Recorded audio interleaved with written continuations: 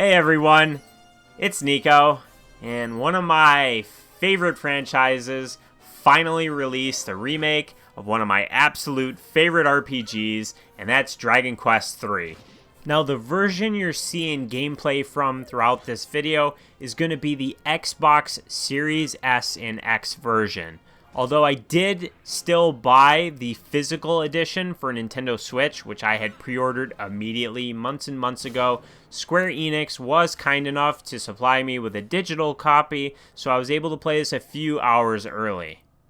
I've been waiting for this game ever since they first announced it. Dragon Quest III is my favorite of the original 4 games on the NES, and throughout this video, I'm going to be referencing the original a lot, and whenever I'm referring to the original game, I'm talking strictly about the NES version. I have never played the Game Boy Color iteration, I've never played the mobile port, so any of the changes that I talk about, just take into consideration that I'm only talking about the NES original.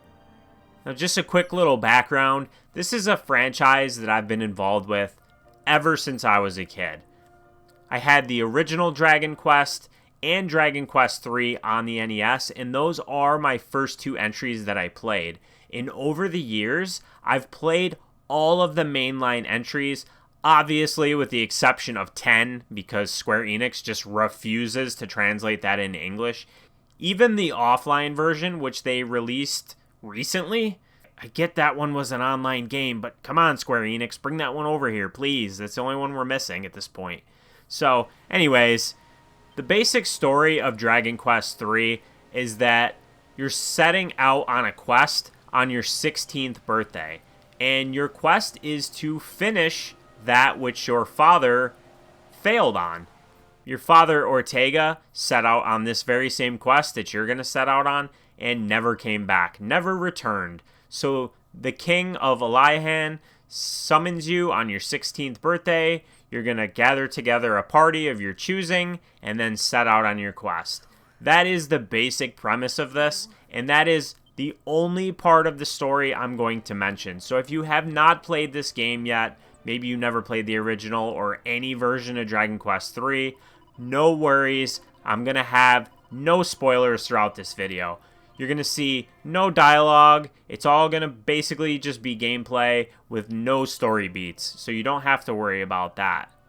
And then the next thing that I really want to mention and just get out of the way is, let's not beat around the bush. These graphics are gorgeous. The HD 2D art style, for me personally, this might be my favorite art style in all of gaming. And I don't say that loosely, and I mean that with the utmost regard, that if Square Enix literally remade every single one of their classic RPGs in this style, I would buy every single one of them. Chrono Trigger in this style, could you guys imagine that? I mean, that'd be a day one buy for me, that's for sure. But the graphics are gorgeous, and throughout, just the lighting and the water effects, there's so many little things that I just stopped multiple times throughout playing this and just kind of took in the environment. And I can't say that that's something that I do very often in games, but here, it's just beautiful to look at. And that is just a given at this point, that these games are going to look that nice. But still, it doesn't matter how many games in this style I play, I just love this art style. The other part of the presentation that they absolutely nailed is the soundtrack. The soundtrack is faithfully recreated from the original, and all of the remixed tracks sound just how you'd imagine they would. And they really kind of struck that chord of nostalgia for me, as the music from this game in particular is just very nostalgic. And just hearing all these tracks again made me a bit emotional and reminded me of all the hours I spent playing through the original NES release. When you first start up the game, they introduce some options that I think make this a perfect starting point for those of you that maybe have never played a Dragon Quest game. Not only is this the first entry in the Erdrick Trilogy, which we will get the other 2 entries next year in 2025, with those obviously being Dragon Quest 1 and 2. But this has some accessibility options that they added that make it very easy for those of you that maybe don't want the challenge that the original game brought. The first thing is that they have 3 different difficulty settings. Now, I played through this on Dragon Quest difficulty, which is the middle one, and I would say that's probably the intended difficulty setting. So unless you're either really bad at RPGs or just really want a casual experience, I would say start there. And for those of you that are like super experienced and really hardcore with these style of games, there is a higher one as well. And then on top of that, the second half of this game, they do cut you loose. And when they do this, it's easy to wander in an area where you don't belong and kind of lose track of what you should be doing as you just get vague hints from different locations you might travel to. So they have a toggle that you can turn on that'll give you like objective markers, and it'll show you like, hey, these are the areas that you should focus on if you want to make that story progression. So both of these things, I think, really makes this a good game for turn-based RPG fans that maybe aren't familiar with the Dragon Quest franchise or maybe aren't familiar with this game and want a more linear experience and want to be focused on the main storyline, because there's a ton of additional content in this game that they added. There's secrets in every nook and cranny. There's so much incentive to explore on your own and not just focus at the main task at hand. And that's something that I engaged in, and that's where the bulk of the new content comes into play, is in this side stuff that they added. The core storyline and the way that flows is pretty much the same from what I remember. Now, keep in mind, I played the original like 25 years ago, so my memory's a little bit hazy, but there's a lot of just even little things that I noticed in this game that I couldn't believe were just exactly the same and were just how I remembered it. It was a surreal experience and something that I really enjoyed. Some of the big things that they added, though, that I think really improved the experience and made it better is very early on, like a couple hours in, there's this monster arena, which in the original game was basically just a place where you would go and you can bet some cash and bet on a fight between monsters, and it would give you odds. And that was pretty much all there was to it. But in this remake, they completely retooled that concept. They changed the arena into basically like a Dragon Quest Monsters side quest / mini game, whatever you want to call it, where you can recruit monsters in different areas, and a lot of the time they'll be hidden pretty well, into not your party, like you can take them out in the field and fight with them, but into like your separate monster arena party, and then you can battle them through different ranks and earn rewards, cash, items, things like that. And in these battles, you can pick 3 monsters at a time. And when you have multiple of like the same type of monster, like say slimes for example, they'll actually level up and be more powerful. So this like side quest just really incentivizes you to explore, and you absolutely don't have to engage in it. But this is something that I did want to mention, because as a new player to the side series of Dragon Quest Monsters, the only one I've ever played was the recently released Switch game, I found this to be really enjoyable. And I spent a lot of time looking for these monsters and then going to the arenas and battling my way up through the ranks and mixing and matching my party. And this is something you absolutely do not have to engage in. It's 100% just a side quest. But I think this was a really nice way to like pay homage essentially to the Dragon Quest Monsters spin-off games, while also making the arena part of this game better, because that original just bet on the monsters was really lame. Even as a kid, I really didn't engage in that very much. I just did not like it. So that was a really great way to change the monster arena and make it feel a lot more fun. The game as a whole is just pretty much improved in every single way. There's not a single thing that I noticed that they changed from the original that wasn't for the better.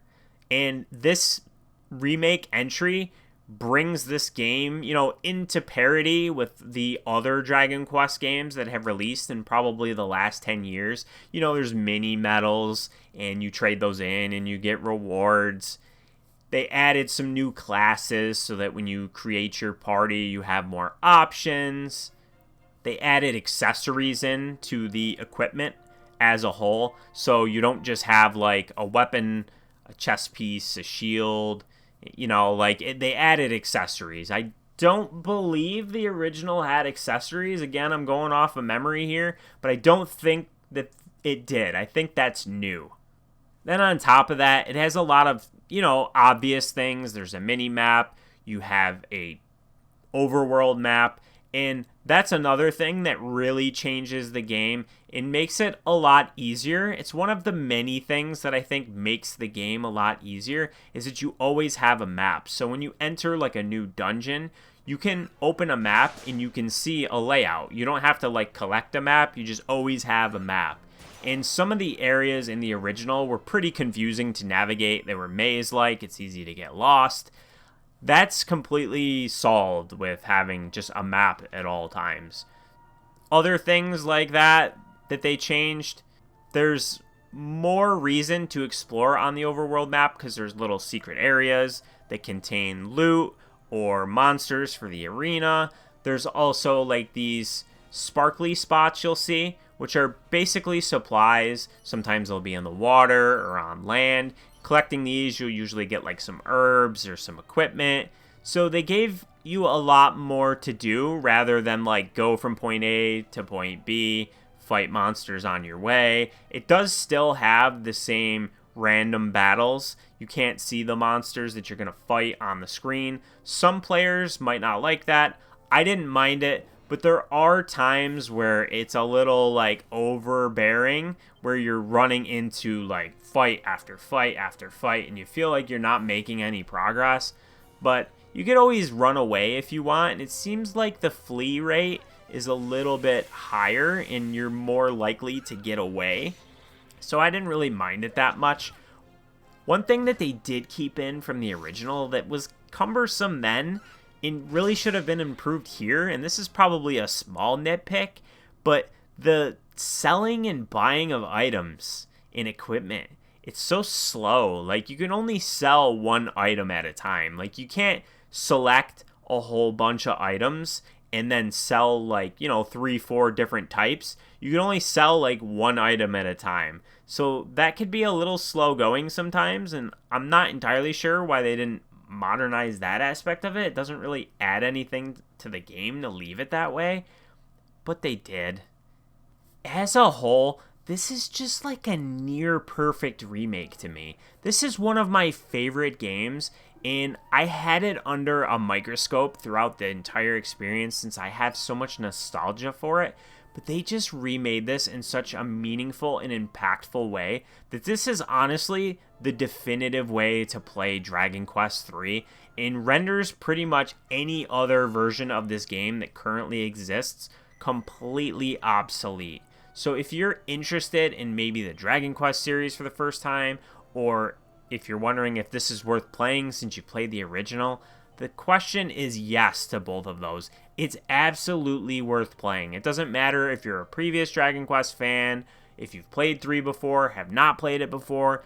This is a masterpiece of an RPG and is now going to be in my top 3 for the mainline series of all time. And I cannot wait to play 1 and 2 and see how they improve those when they release next year.